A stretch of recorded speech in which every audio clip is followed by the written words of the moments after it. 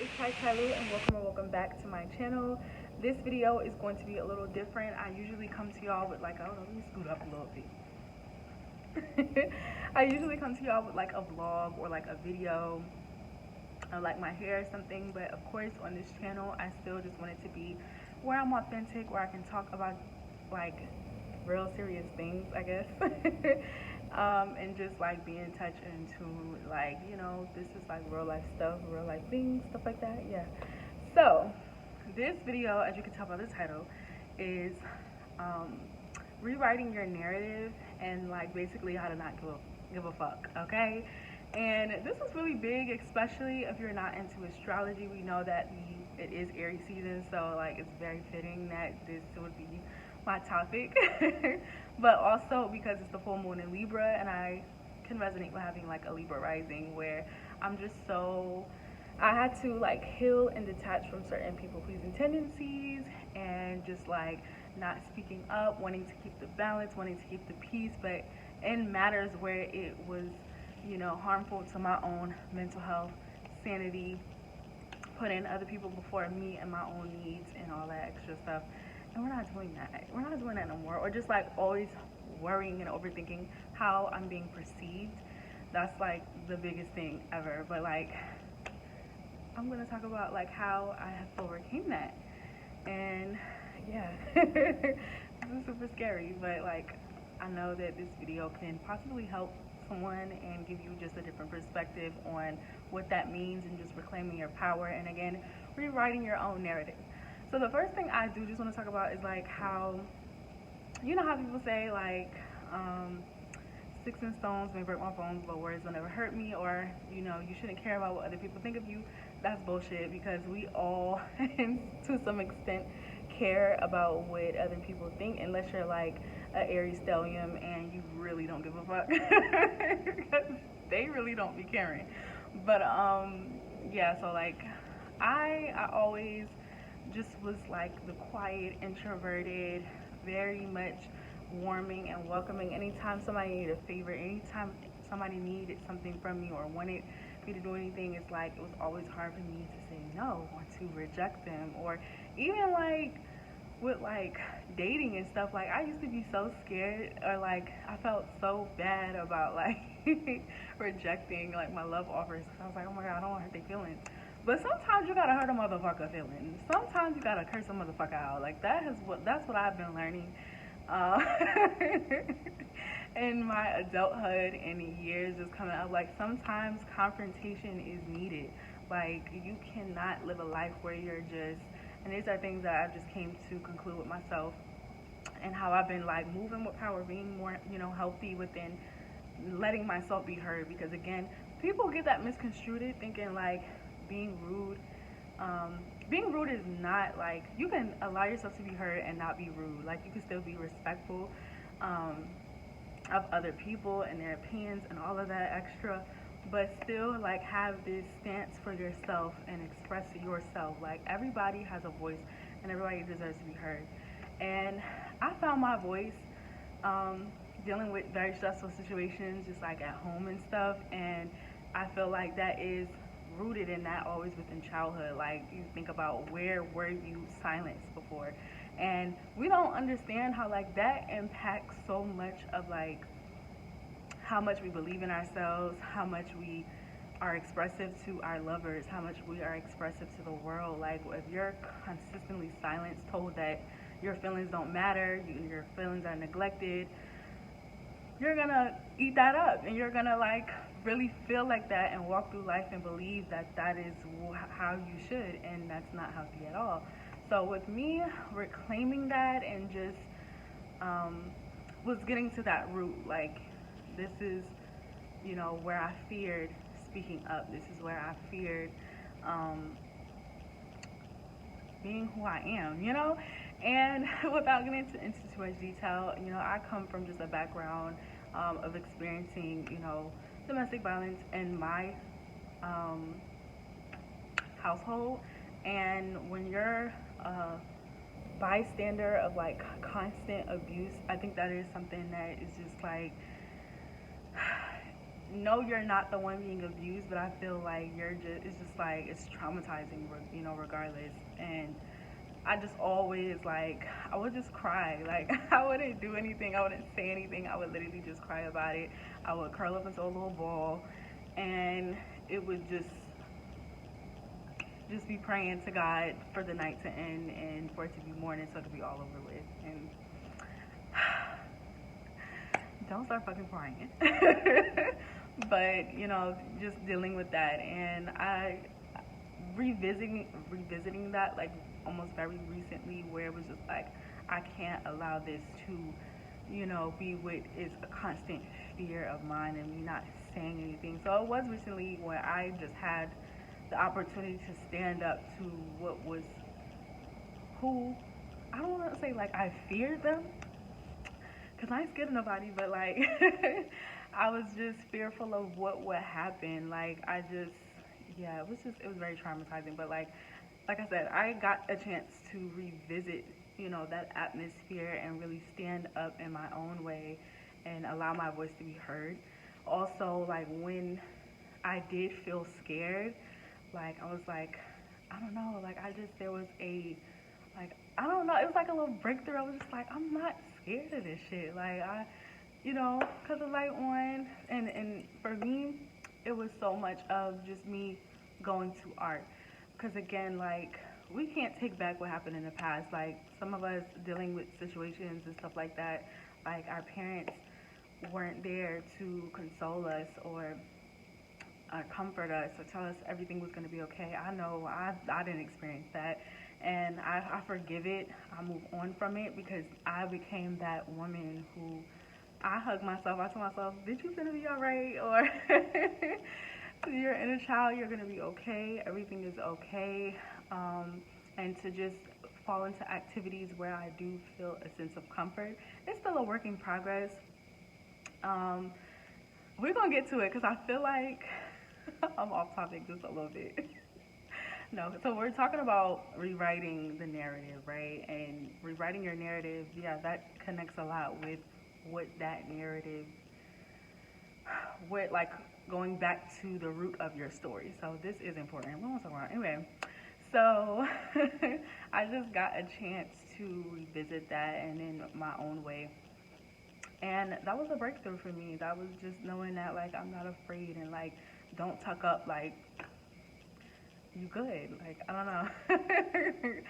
And with that, I feel like I've always been and resonated with, like, those people who had very low energy, or like what people would consider lazy, or like, you know, what are you doing with your life, whatever. And I think I was just always so indecisive. I come from also just a background of moving around a lot. So when you move around a lot, there's not a lot for you to establish, or connections to establish, or to build on anything. So when it came to what I wanted to pursue, I was always all over the place. There was no structure there. There was just, I want to do this, then I want to do that, then I want to do this, and then just dealing with, you know, the depression and anxiety. Don't want to get into those sob stories, but I feel like when it comes to rewriting your own narrative, it's about really detaching from how other people are trying to write your story. Because I feel like I can feel, right, and I'm intuitive, so I can feel how people think of me, what they think of me, how they perceive me, and I could have really let that bring me down, or submitted to that, like, okay, this is what this person is saying that I am. That's all I'm ever gonna amount to. Hell the fuck no. And I think the biggest thing is picking yourself up and focusing in on yourself. As long as you know who you truly are and your root, and just the things that, because I'm a very, I guess you can say it's like my Scorpio Mars that I have. Like, I'm just very, like, the things that are deeply on my mind, the things that I'm invested into, the things that is on my mental health, I don't tell anybody that. Like, that's just my life goals, what I want. Like, that was always something that was very sacred to me. And that, of course, when you're like secretive, or just, again, that's not none of your business. But when you're very reserved like that, I feel like it definitely gives people like it definitely has people trying to write your own narrative, like trying to tell you like what you're into or what you do. And I used to really kind of be, or was like tempted to combat back at that, like that's not who I am, or I'm gonna prove to them this. But it's like heavy on tempted, because I never did it. I was always just like, I know who I am, I know what I'm focused on. Why does it matter? Like at the end of the day, it's like, if you're not giving into my life in a way where you can be any benefit to what I'm trying to do, then I don't care about what you think. It's just like, especially if it's coming from like a hater perspective, or it's like, even when you can see it in the media now, like even the most talkative socialites, influencers, they connect always on IG Live, people thinking they know them and all that stuff. They even get their own story told. Like, so it's like, I would rather, keep things secret to myself than, like, it doesn't matter. It's like either or. You tell people your business, they're gonna still create things of you. And then if you don't, they're still gonna create things of you. And that's something that I recently came across too, where I'm not gonna get into this. I ain't gonna get into the detail, but it was definitely something very ugly someone said about me, and I was taken aback from it, but I was just, at the same time, I was like, let's dissect this. You don't know me, you don't know my story, you don't know what I'm after and what I'm going for, and there's no way that you're even contributing to this, so why does it matter? I could have, wanted to go off, I wanted to prove myself, I wanted to confront this person, but I'm just kind of like, I know who I am. Like, when you have that strong base of, I know who I am, I don't have to prove myself to anybody else, and just going after your path and your goals, it doesn't matter. So personally, to me, it really don't matter. Like, rewriting your narrative is just having this, like, what's the best way to explain it? It's just having like this strong backbone, this strong structure of self, and knowing like, I know who I am. So when you don't know who you are, and like you're still finding your way, or you're easily influenced by the opinions of other people, or if you're following a path that does not belong to you, yeah, you're gonna have trouble doing that. But like, for me, I'm just like, I don't care. My I don't care came from just like, I know who I am. I know what I'm after. I know that every day I get up and I dedicate to my path, and that I'm pouring into me, and that I know the type of woman that I am. The people in my life know the type of woman that I am. So it's like, really, it's giving very much. Like, and that's so much when I think about like Beyonce and how she does it. She don't address shit because she really don't have to. Like, and not to say that that's where I'm like, that's any blueprint or any aim, whatever, but it's really good advice though. It's like, you don't have to address anything. You don't have to prove yourself to anybody. Like, I feel like the more you know yourself and the more you're comfortable with yourself, the more that you can just live your life without caring about what anybody else has to think. Like, sometimes, I'm not gonna lie, like, it does make you feel like, what are you talking about? But I feel like it's always this recollection and coming back to self, like, you don't know what you're talking about. And then when it comes to, what I say, rewriting your own narrative and moving with, like, power and intention, I feel like, um, personally for me, everything is rooted in me like struggling and then the things I didn't, when I was, without, didn't have anything, and I'm talking like nothing, like sleeping on the mattress, nothing, no friends, no going through periods being alone. They call it, in astrology, this dark night of the soul, like having where it's just you. You locked in with you, finding your way, not being without work, broke, not nothing going on. Like, when you're in those periods, for me, that was not a time for me to beat up on myself. Yes, I was absolutely frustrated. Yes, and depression. But it was a time where I fought out of it. I felt like I went to, okay, if this is not motion and moving in my life right now, like there's no motion with this, what I clearly need to like redirect my energy. And that's just how I got into like my own personal shadow work.